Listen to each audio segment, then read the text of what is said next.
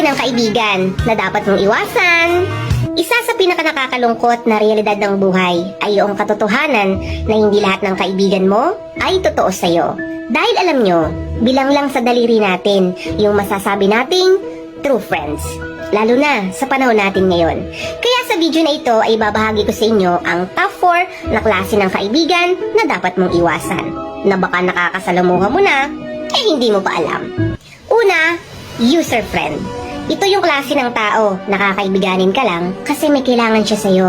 Kasi alam nila na mapapakinabangan ka nila.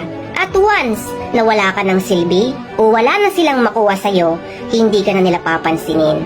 Or end of friendship na rin. At pangalawa, fake friend. Ito naman yung klase ng tao na kunwari mabait sa'yo, pero sinisiraan ka kapag nakatalikod ka. Sila yung kunwari mabait sa'yo. They appreciate you, they like you. Pero ang totoo, insecure sila sa'yo at hihilahin ka nila pababa at hindi papayag na malamangan mo sila. Marami yan, nagkalat kung saan-saan. Kaya be wise sa mga taong iyong pakikisamahan. At pangatlo, destroyer friend. Ito yung tao na kinakaibigan ka kasi gusto nila malaman kung paano ka sisirain.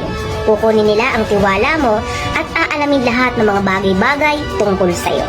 Aalamin nilang lahat sa buhay mo nang sa ganon, yun ang gagawin nilang alas laban sa'yo. At panghuli, marites na kaibigan. Ito naman yung mga tao na kunwari concern sa'yo pero gusto lang makachismis. Gusto lang nilang updated sila sa latest chika ng buhay mo para may mapag-usapan at gawin kang topic sa iba pa niyang friends na marites din. Pero kahit na ganyan, huwag ka pa rin mapagod maging totoo at mahalin ang mga taong nakapaligid sa'yo. Pero huwag na huwag basta magtitiwala, lalo na sa mga bago mo palang nakikilala.